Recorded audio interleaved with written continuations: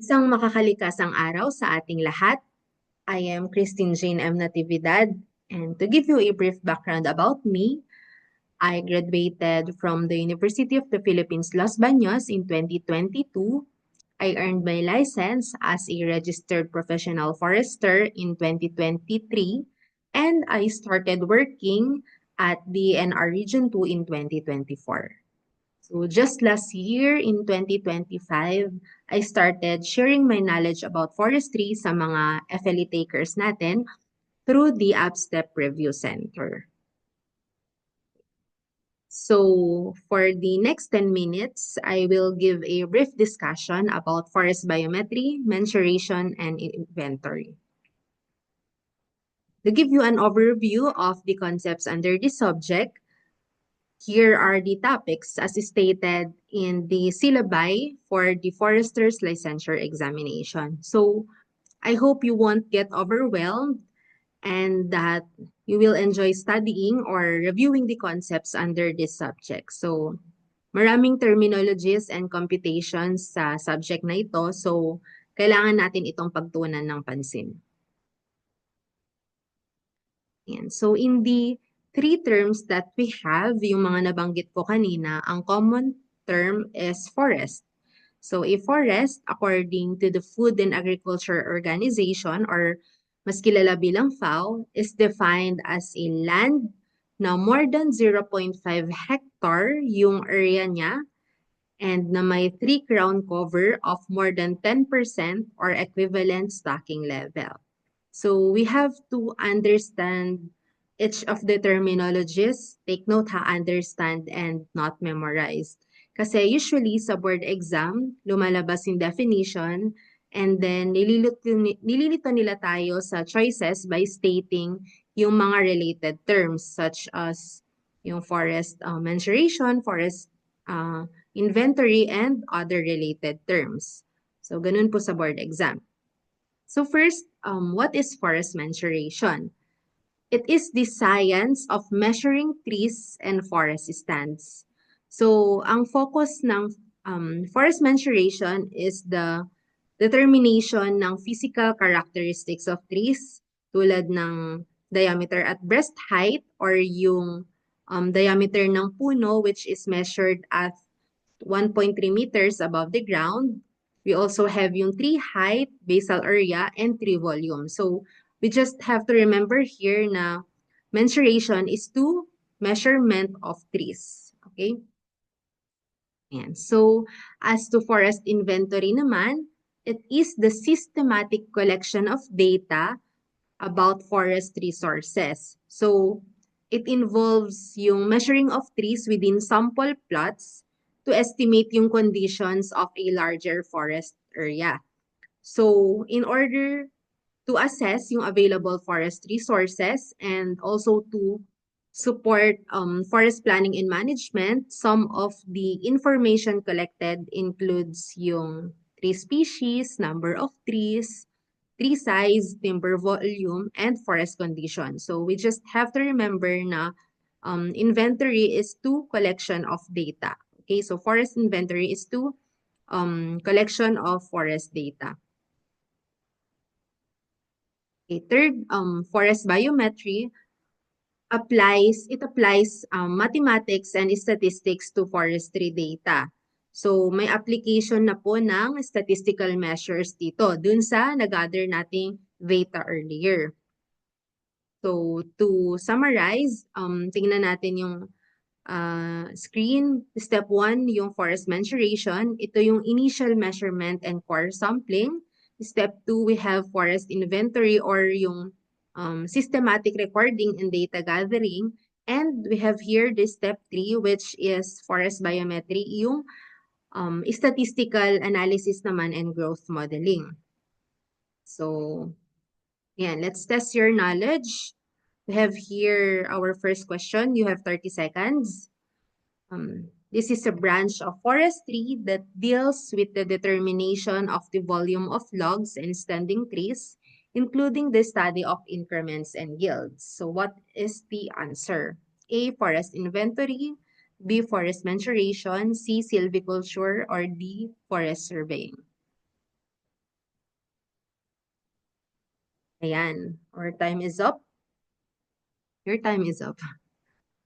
So, hindi lang natanggal yung timer dyan, but yes, the answer is forest mensuration, letter B. So, I hope you got the answer right. So, again, what is forest inventory? Ito po yung systematic data collection about forest resources. Diba, nag-inventory tayo, nagko-collect ng data. Silviculture, this is a different subject.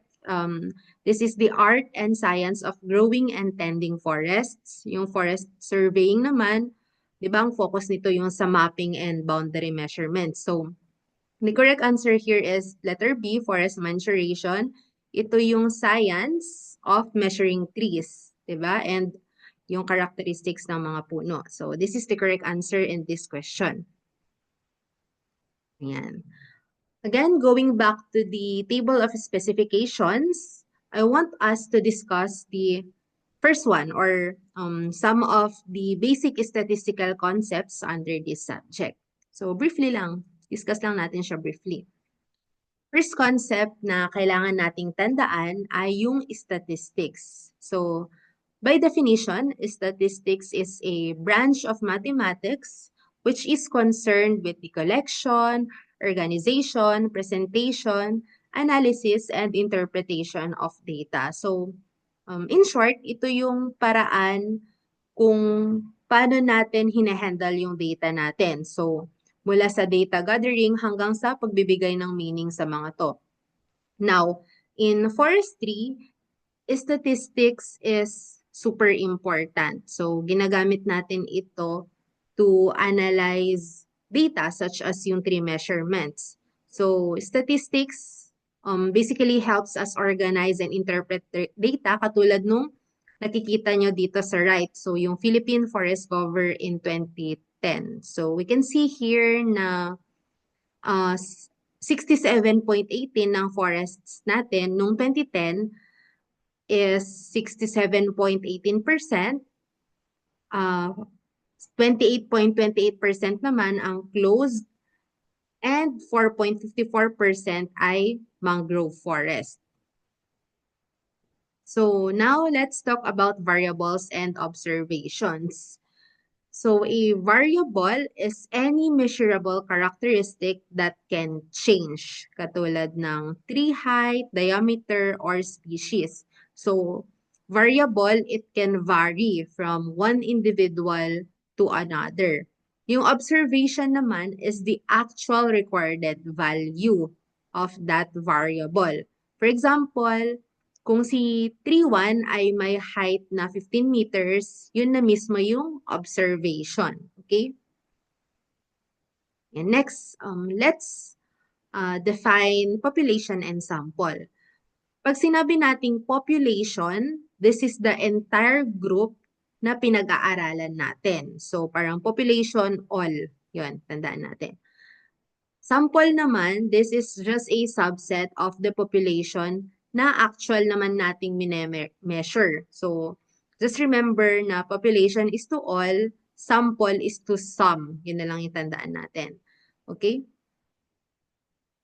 Yan. Next concept na lagi lumalabas sa board exam is the sampling intensity. Ito yung ratio nung sample size to the total population of the area. Usually, this is expressed in percentage. So, for the formula, we have here the sampling intensity in percentage. In order to get that, kailangan nating i-divide yung sample area or units by total area or units, and we have to multiply it by 100 para maging percentage siya. So, example, dito sabi, if 2 hectares are sampled in a 100 hectare forest, the sampling intensity is 2%.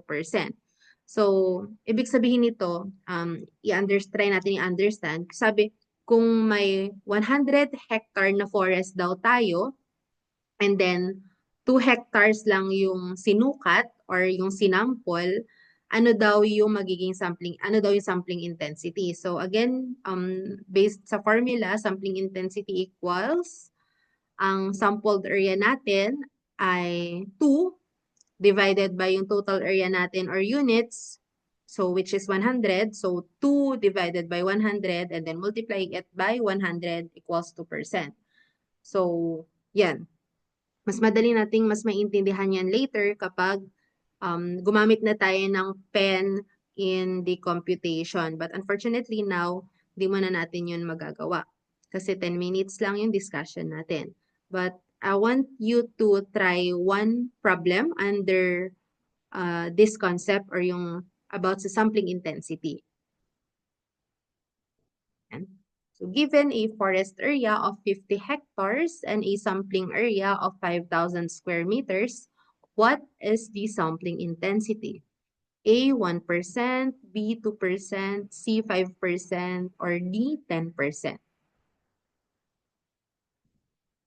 Try to compute, guys. Use calculator. Use your calculator.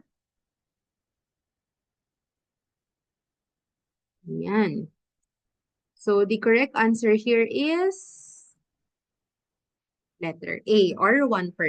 So I also hope na sana nakuha nyo yung tamang sagot dito. And for the computation or the solution, ayan. First step, lagi magandang gawin is to list down the given. So, andyan yung problem sa taas. The total forest area is 50 hectares and yung sampling area is 5,000 square meters. So, also kapag may magkakaibang units, kailangan natin i-convert into kung ano yung units na kailangan. So, we have to convert yung forest area to square meters. Equivalent ng isang hectare is to 10,000 square meters. So, ibig sabihin, ang 50 hectares is 500,000 square meters. And as mentioned, yung formula kanina, sampling area divided by total area, multiply natin siya by 100.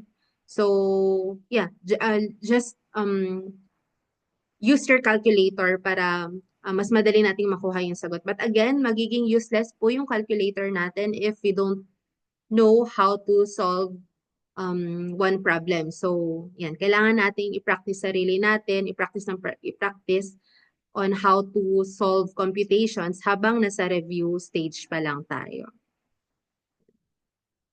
So that would be all for now, and I hope to see you during the more comprehensive discussion of this subject.